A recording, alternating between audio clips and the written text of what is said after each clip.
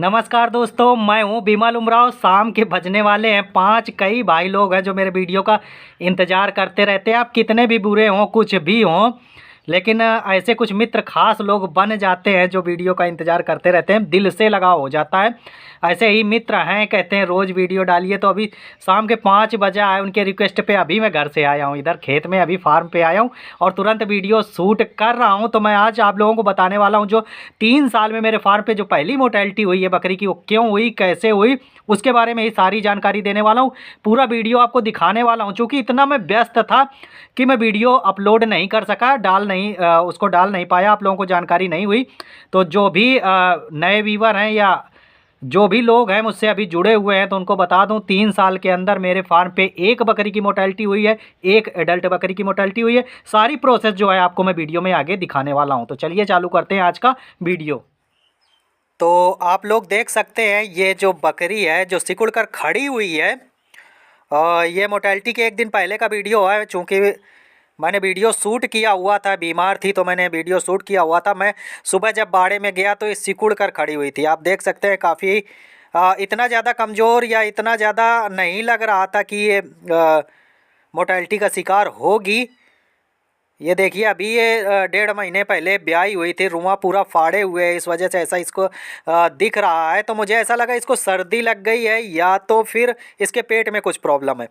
ये सुबह मैंने वीडियो शूट किया, इसके बाद फिर मैंने किया है इसको पेट की जो दवा आती है, पेट दर्द की, गैस की, अफारे की, वो मैंने इसको दवा दी हुई है। दवा देने के बाद भी इसने चारा नहीं खाया है। मैंने सुबह इसको दवा दे दी थी, चारा इसने फिर नहीं खाया है। दोपहर तक इसने चारा कुछ भी नहीं खाया है। मैं इसका पेट भी हिला के देख रहा था कि कहीं पेट में पानी तो नहीं बोल रहा है, लेकिन ऐसा कुछ भी नहीं था, पेट में पानी वगैरह कुछ भी नहीं बोल रहा था। ये सारा देखने के बाद मैंने इसको अजवाइन तेल जो है वो गर्म किया है सुबह, वो भी पिलाया है 25 ml लगभग। इसको सुबह अजवाइन तेल लहसुन का जो फार्मूला है वो मैंने इसको दिया है। उससे भी कुछ आराम नहीं हुआ। मैंने फिर इसको दोपहर के बाद सोडा, जो खाने वाला सोडा होता है, वो दिया था कि हो सकता है अपच की समस्या हो, उससे कुछ प्रॉब्लम हुई है, उससे भी ये सही नहीं हुई। तो जब मैं इधर फार्म पे आ गया हूँ शाम को, उस समय डॉक्टर आ गए थे, पास से ही जा रहे थे। तो पापा ने मेरे उनसे बात की थी कि लग रहा है बकरी एक बीमार है, तो देख लीजिए। तो डॉक्टर साहब ने चूँकि डॉक्टर साहब के पास मेरा नंबर है, तो उन्होंने मेरे पास फ़ोन किया कि बकरी बीमार है क्या, आओ यार घर पे। तो फिर मैं घर गया, डॉक्टर साहब से बात हुई सारी। उन्होंने हाल हकीकत पूछी कि बकरी का कैसा क्या लग रहा है आपको। तो मैंने बताया कि चारा नहीं खा रही है, बाकी टेम्परेचर इसका ठीक है। टेम्परेचर जो है बकरी का 102 था।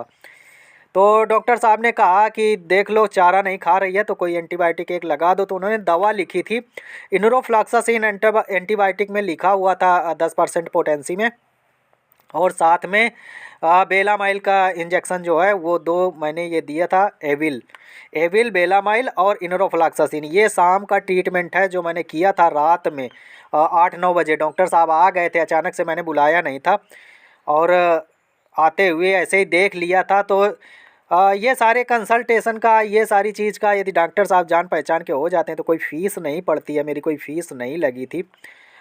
ये सारा जो दवा लाने का खर्चा हुआ था ये हुआ था। इसके बाद मैं दवा लेके जब रात में मैंने इंजेक्शन लगा दिया है, इसके बाद अब आगे दिखाता हूँ आपको सुबह मॉर्निंग का क्या हाल था। सुबह जब मैं बाड़े में 7 बजे गया हूँ, चूँकि सर्दियों का टाइम है तो मैं बहुत जल्दी बाड़े में नहीं जाता हूँ। सुबह जब मैं बाड़े में जल्दी गया हूँ तो ये बकरी जो है लकड़ी के बेंच पे नहीं बैठी हुई थी, नीचे ज़मीन में बैठी हुई थी। फिर मैंने इसको उठाया है, चूँकि ये उठ नहीं पा रही थी। सुबह इसकी कंडीशन जो है बहुत क्रिटिकल हो गई थी, ये उठ ही नहीं पा रही थी। तो मैंने फिर थर्मामीटर निकाला है, थर्मामीटर से मैंने इसका टेम्परेचर लिया और टेम्परेचर इतना इसका डाउन हो गया था कि 80-85 ही होगा। चूँकि जो ये थर्मामीटर है इसमें जो लाइनिंग आती है, और लाइनिंग तक भी इसका पारा नहीं चढ़ रहा था। तो आप लोग समझ सकते हैं कितना टेम्परेचर डाउन हो गया था। जब टेम्परेचर इतना डाउन हो गया तब फिर मॉर्निंग में मैंने डॉक्टर साहब को फिर सुबह फ़ोन किया कि बकरी की कंडीशन जो है, अचानक से टेम्परेचर इतना डाउन हो गया है, रीज़न कुछ भी रहा हो, या तो रात भर ये ज़मीन में नीचे बैठी रही तो सर्दी लगी और सर्दी लग गई, ये रीज़न हो सकता है, या इसके शरीर में टेम्परेचर कब डाउन होता है, मैग्नीशियम या कैल्शियम इन चीज़ों की जो तत्व हैं इनकी कमी हो जाती है। जैसा आप लोगों को पता है, आप लोगों को मैं कई बार बता भी चुका हूँ कि मैं बकरियों को मिनरल मिक्सचर नहीं देता हूँ, अभी तक नहीं देता था, लेकिन अब स्टार्ट करने वाला हूँ। क्योंकि ये समस्याएं मेरे साथ भी अब आने लगी हैं, समस्याएं आ रही हैं कि बकरियों में कैल्शियम की कमी मुझे देखने को मिलती है। तो ये चीज़ें हैं, तो अब मिनरल मिक्सचर चलाने वाला हूँ, अब मैं देना चालू करूँगा। अभी साल 2 साल 3 साल से नहीं दे रहा था, चूँकि मैं भरपूर मात्रा में इनको चारे वगैरह सब कुछ प्रोवाइड करा रहा था। लेकिन अब चूँकि संख्या ज़्यादा होने लगी है बकरियों की, एक तो संख्या भी बढ़ने लगी है, तो समस्याएं ज़्यादा होने लगी हैं। अब मुझे ऐसा एहसास होने लगा है कि नहीं, मिनरल मिक्सचर बिन काम नहीं चलेगा। तो इसके शरीर में पोषक तत्वों की ही मुझे कमी लग रही है, कमी हो गई है, डाउन हो गया है टेम्परेचर। डॉक्टर साहब से तुरंत बात हुई, टोनोफास्फोन इंजेक्शन की बात हुई कि इंजेक्शन आप लगाइए, टेम्परेचर इसका तुरंत अप होगा। लेकिन जब तक मैं तैयार होके बकेवर जाता, बकेवर है मेरे नज़दीक में मार्केट है, जब तक मैं मार्केट जाता तब तक बकरी की मोर्टेलिटी हो गई। तो इसमें कोई रीज़न शाम को समझ में नहीं आया, क्या रीज़न हुआ, किस वजह से मोर्टेलिटी हुई। लेकिन मॉर्निंग में जो है टेम्परेचर जो है वो बहुत डाउन हो गया था और संभलने का बिल्कुल भी मौका नहीं मिला, मुझे दवा लाने का टाइम ही नहीं मिला और मोर्टेलिटी हो गई। तो ये 3 साल के अंदर मेरे फार्म पे फर्स्ट मोर्टेलिटी हुई है एडल्ट जानवर की। तो चलते हैं दोस्तों, सारी प्रोसेस मैंने आप लोगों को बता दी है। मिलेंगे अगले वीडियो में, तब तक के लिए bye, have a good day, thank you.